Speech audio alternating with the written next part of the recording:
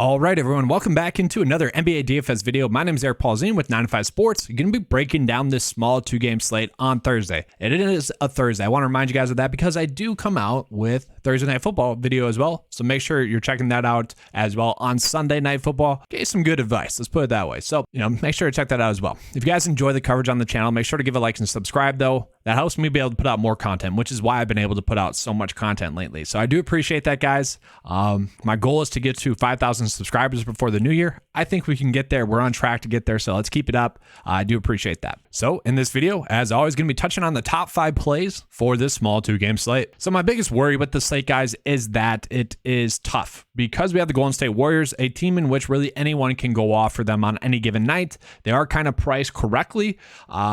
You might have to take some educated risks there. You might have to play one lineup with Jordan Poole, one lineup with Andrew Wiggins, and just hope that one of those hit. That's kind of the nature of the slate, and that's kind of the unfortunate part of the slate. I will say there are 2 players that are going to be honorable mention plays to me. I'll touch on one right now, and I'll touch on one at the end of the video. The first is going to be Wendell Carter. Now, he is priced up a ton, okay, and that's the biggest issue, but he does get a really solid matchup, one of the best matchups on the slate going against the Golden State Warriors, a team that have been pretty poor defensively against centers, okay? And we just saw him put up 55 DK points against a very similar matchup, another team in which struggles at guarding centers.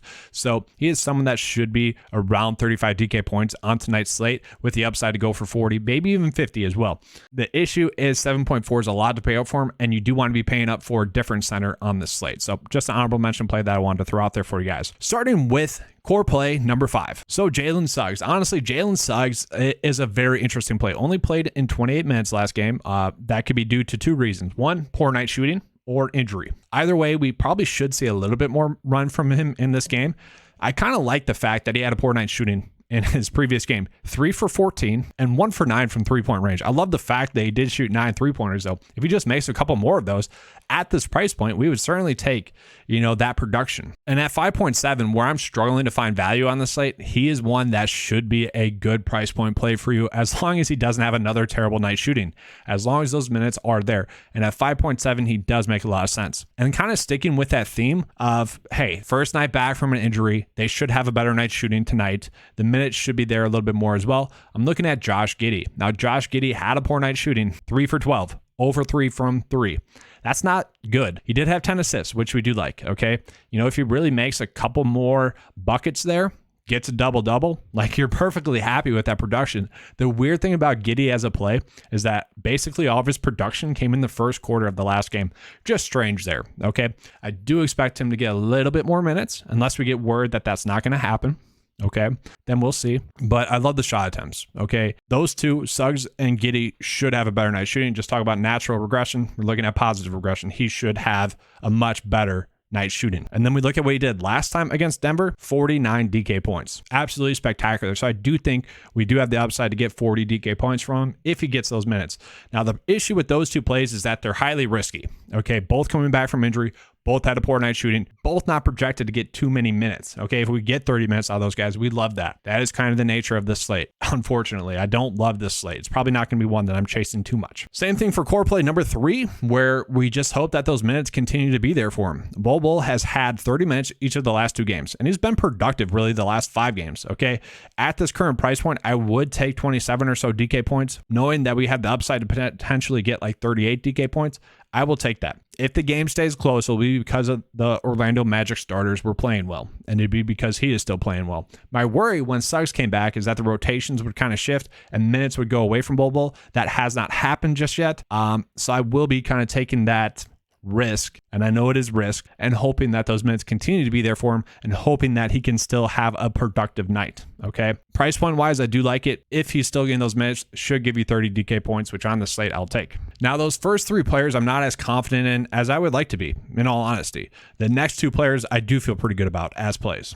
So Michael Porter Jr., I just think he has a very high floor on tonight's slate. Okay, we look at his worst game thus far this season. It was against Utah, 26 DK points, which raw point-wise, I will take that on the slate. He has the upside to give us 43 DK points. Against OKC earlier this year, he went for 36 DK points. The minutes should be locked into right around 30, maybe a little bit less as well, but he is shooting the ball about 15 times per game. shooting a decent amount of 3-pointers as well. Just needs to make, a few of them to really pay off for you guys and get a few more rebounds as well. He should be a strong price point play. He should be a safe play as well. And really, I do like the idea of stacking the Denver OKC game because it's easier. Okay. And then the last player, obvious play on the slate, is going to be Nikola Jokic. Okay. Going against OKC, a matchup in which just let Wendell Carter go for 55 DK points. Okay.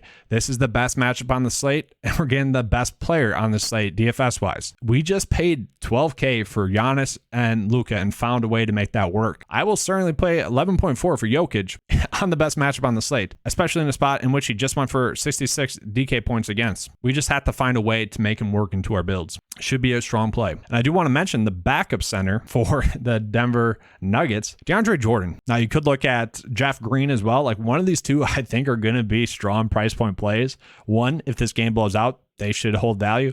But two, they both could easily go for 20 DK points in the matchup. Okay, this is a matchup that you do want to be targeting. So let's just say Jordan gets 15, 20 minutes or so. I do think he's going to get to 20 DK points. Maybe you're more safe going with Jeff Green, whose minutes are more guaranteed, and you're kind of just locking in 18 DK points, at their price point on this slate. That is something that you just need to find value, and I will take that, I guess, on this slate where we don't have a lot of value. Then let's just try to close out these builds. We'll put Murray in there for now. Maybe Wiggins, maybe Looney, maybe Robinson Earl. It's kind of a guessing game there at the end. That's kind of the unfortunate part of this slate. I will say this would be a lineup that I would like. Just throwing that out there. All right, that's all I have for you guys for this NBA DFS video. If you enjoyed the coverage, please give a like and subscribe. Remember to check out that Thursday Night Football video as well. If you guys want to become a 9to5 member, get access to all the NFL DFS DraftKings lineup optimizer for PGA DFS, NFL DFS, and NBA DFS. That is included in a membership for $10 a month, the 9to5 membership. Included in that are the cheat sheets for those sports as well as the premium golf package, all for $10 a month. So if you guys want to check it out, links in the description below. Let's have a good slate, guys. And as always, let's keep cashing.